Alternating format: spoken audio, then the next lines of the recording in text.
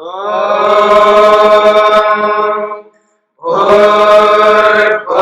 स्वः तत्सवितुर्वरेण्यं भर्गो देवस्य धीमहि धियो यो नः प्रचोदयात्।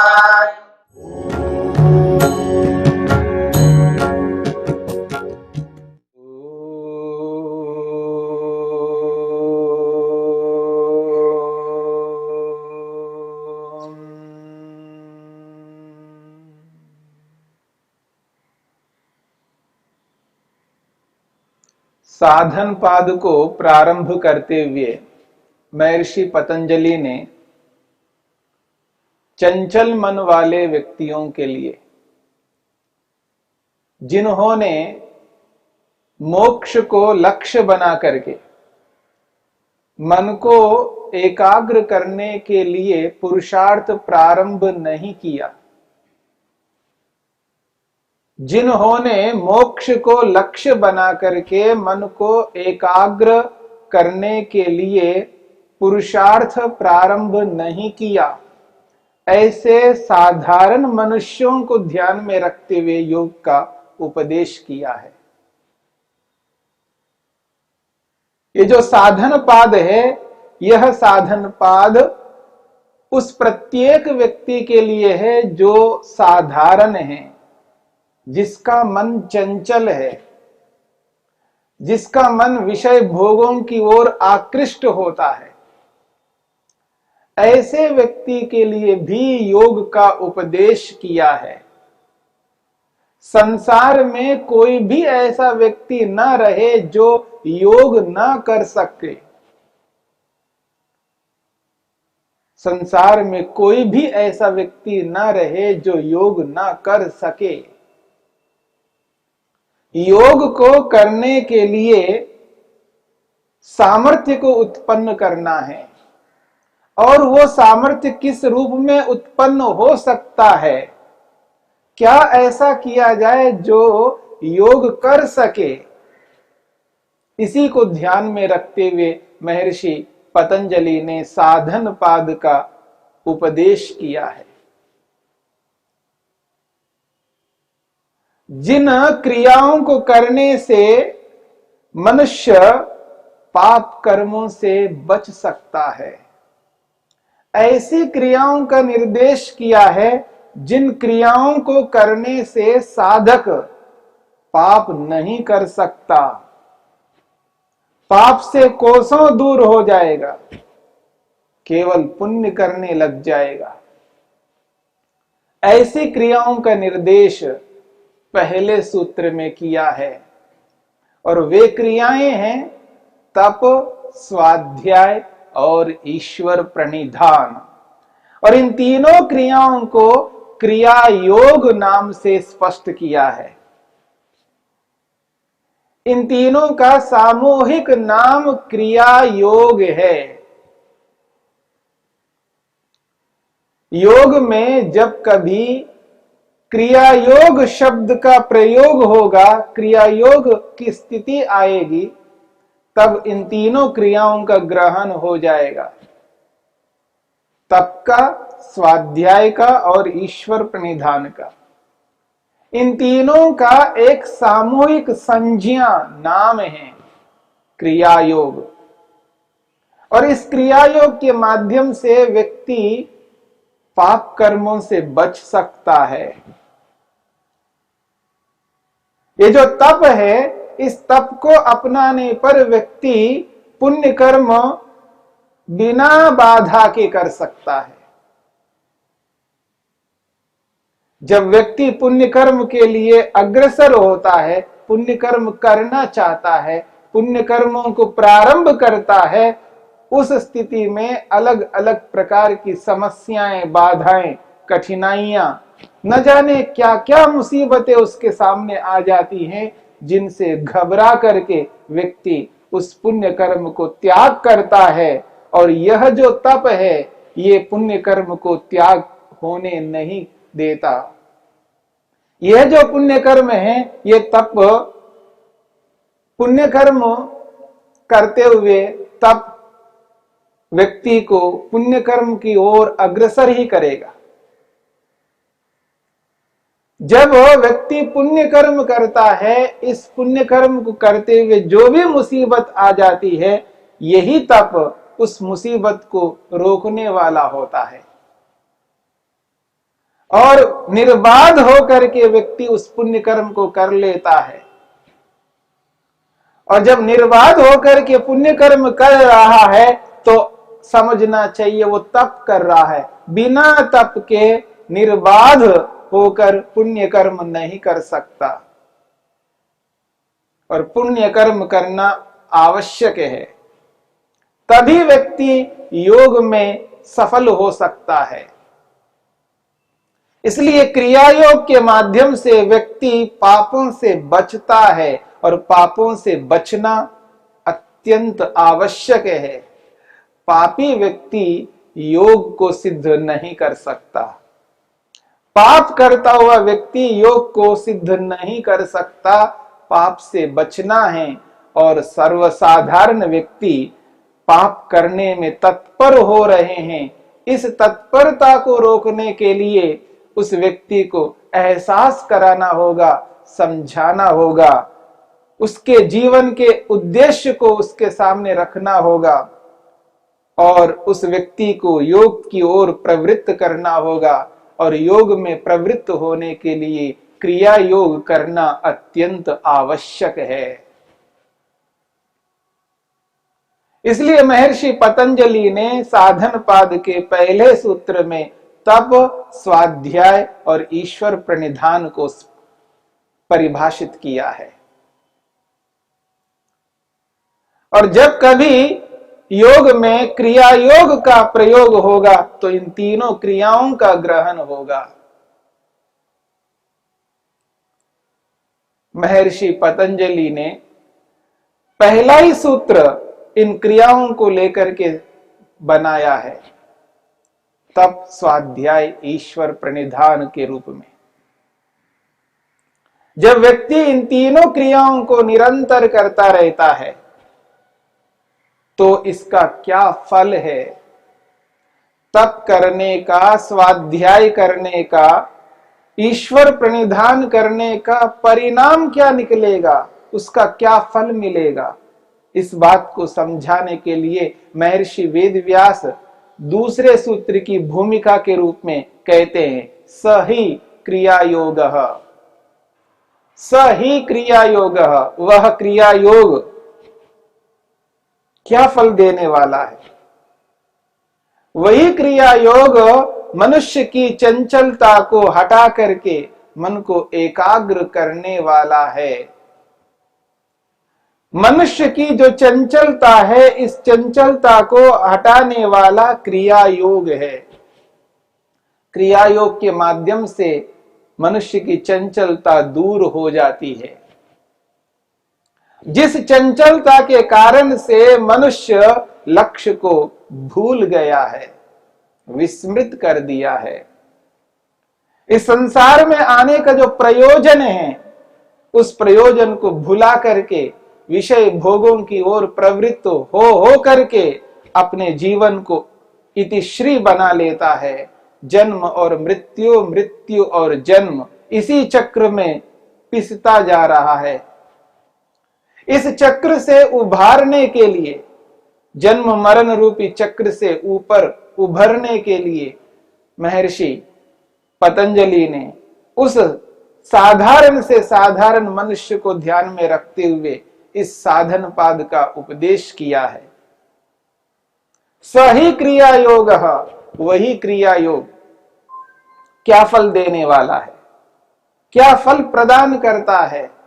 तो महर्षि पतंजलि कहते हैं दूसरे सूत्र में, समाधि भावनार्थः, समाधि भावनार्थः क्लेश तनुकरणार्थश्च। महर्षि पतंजलि कहते हैं समाधि भावनार्थ क्लेश तनुकरणार्थश्च। ये साधन पाद का दूसरा सूत्र है। महर्षि पतंजलि कहते हैं क्रिया योग करने का जो फल है वो क्या है? कहते हैं समाधि भावनार्थ। मनुष्य क्रिया योग को करता हुआ समाधि को प्राप्त करने की योग्यता को पा लेता है। निरंतर क्रिया योग को करता हुआ व्यक्ति अपने अंदर इतना सामर्थ्य उत्पन्न कर लेता है, वो समाधि लगाने में सक्षम हो जाता है, समर्थ होता है। यह है क्रिया योग का फल। इतना ही नहीं, क्लेश तनु करणार्थश्च, वो क्लेशों को तनु करता है। क्लेश हैं अविद्या, अस्मिता, राग, द्वेष, अभिनिवेश। ये जो 5 क्लेश हैं, इन क्लेशों को तनु करता है। तनु कहते हैं कमजोर को। ये जो 5 क्लेश है, ये हमारे मन के अंदर इतना व्याप्त हो गए हैं, इनको रोकना मुश्किल हो गया है। इतने मजबूत हो गए हैं, इतने दृढ़ बन गए हैं, इनके कारण से व्यक्ति ईश्वर को भुलाता जा रहा है। अपने आत्म स्वरूप को, स्वयं के स्वरूप को भुला दिया है। मैं कौन हूं इसको पहचानता नहीं है। ये जो संसार है, इस संसार को पहचान नहीं पा रहा है। ये संसार मेरे लिए साधन है, यह साध्य है। साधन रूपी संसार को साध्य माना है और साध्य रूपी ईश्वर को त्याग कर दिया है, और साधक रूपी स्वयं आत्मा को समझ नहीं पा रहा है, मैं क्या हूं, मेरा क्या स्वरूप है। और ये जो क्रिया योग है, व्यक्ति को इतना समर्थ कर देता है, इतना समर्थ कर देता है, वो व्यक्ति के लक्ष्य को सामने ला करके खड़ा कर देता है। ये बहुत बड़ी उपलब्धि है। तब स्वाध्याय ईश्वर प्रणिधान कर करके व्यक्ति समाधि लगाने के योग्य बन जाता है। समाधि लगाने का सामर्थ्य उस व्यक्ति के अंदर आता है। मन को एकाग्र करने का सामर्थ्य उसके अंदर आता है। मोक्ष को अपना लक्ष्य बनाने का सामर्थ्य उस व्यक्ति के अंतर्गत आता है। संसार क्यों बना, किस उद्देश्य के लिए संसार है, मैं क्यों इस मनुष्य शरीर में हूं, और ईश्वर क्या है, मैं क्या हूं, संसार मेरे लिए क्या है। संसार को साधन के रूप में, स्वयं को साधक के रूप में और ईश्वर को साध्य के रूप में अनुभव करके वो लक्ष्य बनाता है। आज उसने लक्ष्य नहीं बनाया क्योंकि वो क्रिया योग से युक्त नहीं है, लेकिन क्रिया योग कर करके व्यक्ति ऐसे सामर्थ्य को पा लेता है, वो अपने जीवन का ऊंचा बड़ा लक्ष्य क्या है उसको पहचानता है और पहचान करके लक्ष्य बना भी लेता है। यह छोटी मोटी उपलब्धि नहीं है, एक बहुत बड़ी उपलब्धि है। जीवन का बहुत बड़ा लक्ष्य बनाना कोई सरल काम नहीं है। लोग तो छोटे मोटे ऐसे लक्ष्यों को बनाते हैं जो लक्ष्य ना हो करके वो साधन होते हैं। साधनों को ही लक्ष्य बनाता है। कोई पैसे को, कोई मकान को, कोई जमीन को, कोई नौकरी को, कोई किसी को भौतिक पदार्थों को ही ध्यान में रख करके, इन भौतिक पदार्थों को ही लक्ष्य बना करके जीना एक अलग बात है। और इन भौतिक पदार्थों को जान करके, समझ करके ये लक्ष्य नहीं है, ये साध्य नहीं है, ये सिद्ध करने योग्य नहीं है, ये तो साधन है। किसी ऊंचे लक्ष्य के लिए ये उपयोगी साधन है। ये मान करके, जान करके व्यक्ति जब एहसास करता है मेरा लक्ष्य तो मोक्ष को प्राप्त करना है, समस्त दुखों से छूटना है और नित्य परमानंद को प्राप्त करना है, और इस लक्ष्य को पूरा करने के लिए मन को एकाग्र करना है जिससे समाधि लग सके। इसलिए महर्षि पतंजलि कहते हैं क्रिया योग इसलिए किया जाता है समाधि भावनार्थः, समाधि को सिद्ध करने के लिए क्रिया योग किया जाता है। दूसरी बात कहें, क्लेश तनुकरणार्थश्च च, और समाधि को पाने के साथ साथ में क्लेश तनुकरणार्थश्च, क्लेश अविद्या, अस्मिता, राग, द्वेष, अभिनिवेश, इन क्लेशों को तनु करने के लिए क्रिया योग किया जाता है। इनको कमजोर करने के लिए क्रिया योग किया जाता है। इस क्रिया योग के माध्यम से क्लेश सूक्ष्म हो जाते हैं, तनु हो जाते हैं और इतने कमजोर हो जाते हैं। और जब क्लेश कमजोर हो जाते हैं तो व्यक्ति पाप कर्मों से दूर होता जाता है। क्लेशों के कारण से ही व्यक्ति संसार के विषय भोगों की ओर आकृष्ट होता है और ऐसा कर्म कर बैठता है जिससे लक्ष्य से दूर हो जाता है। और ये जो स्थिति है, इस स्थिति को रोकने वाला क्रिया योग है। संसार के विषय भोगों को भोगने नहीं देता है क्रिया योग, उसको भोगी बनाए नहीं रखता क्रिया योग, उसको योग की ओर प्रवृत्त करता है क्रिया योग। इसलिए कहा क्लेश तनु करणार्थश्च, क्लेशों को तनु करने के लिए, कमजोर करने के लिए क्रिया योग करना है। व्यक्ति को कहां से कहां तक ले जा रहा है ये क्रिया योग। जिसने मन को एकाग्र करने का लक्ष्य ही नहीं बनाया,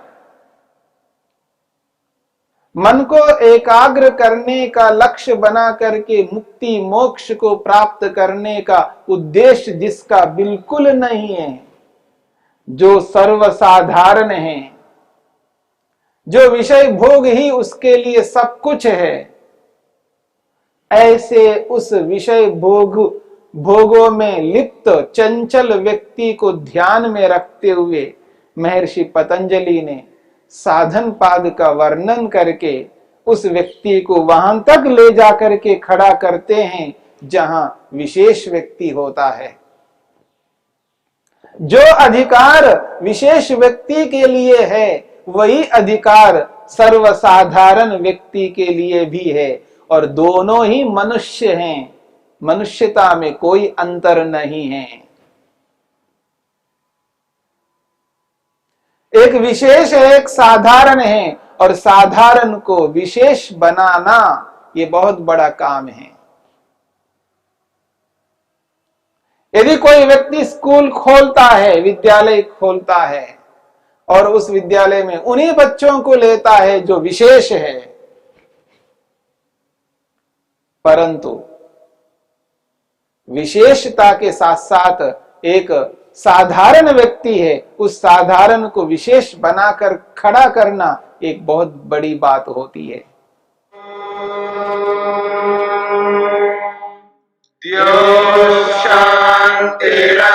शांतिरंतरिक्षं शांति पृथिवी शांतिरापः शांतिरोषधयः शांतिः वनस्पतयः शांतिर्विश्वे देवाः शांतिर्ब्रह्म शांति सर्वं शांति शांतिरेव शांति क्षमा शांतिरेधि। ओम शांति शांति शांति।